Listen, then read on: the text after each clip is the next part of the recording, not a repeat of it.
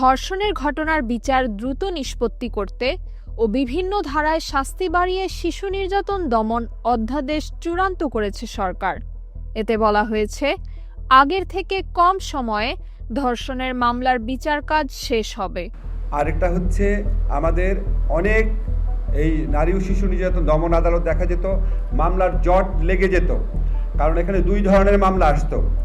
একটা হচ্ছে সম্মতি সহ যে সমস্ত ফরেন সার্ভিস একাডেমিতে উপদেষ্টা পরিষদ সভা শেষে এক ব্রিফিংয়ে এ তথ্য জানান আইন উপদেষ্টা অধ্যাপক আসিফ নজরুল। তিনি বলেন, শিশু ধর্ষণের ঘটনার বিচার দ্রুত সম্পন্ন করতে আলাদা ট্রাইব্যুনাল গঠনের বিধান করা হয়েছে। তিনি বলেন, সিআইডির ল্যাব ছাড়া বাকি ডিএনএ ল্যাব নষ্ট থাকায় ধর্ষণের আলামত পরীক্ষা জটিলতায় বিচার বিলম্বিত হচ্ছে।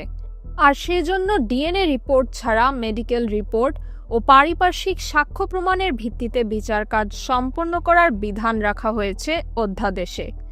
ধর্ষণের সংজ্ঞায় বদল আনা হয়েছে উল্লেখ করে উপদেষ্টা বলেন, এই অধ্যাদেশে শিশু হিসাবে 16 বছর ধরা হয়েছে। উপদেষ্টা আরেক প্রশ্নের জবাবে জানিয়েছেন, মাগুরার শিশু ধর্ষণ ও হত্যার ঘটনার অকাট্য প্রমাণ আছে। দ্রুততম সময়ে তদন্ত শেষ হয়ে বিচার কাজ শুরু হয়ে যাবে। তাহমিনা রহমান হাফসা, ঢাকা ওয়েস্ট।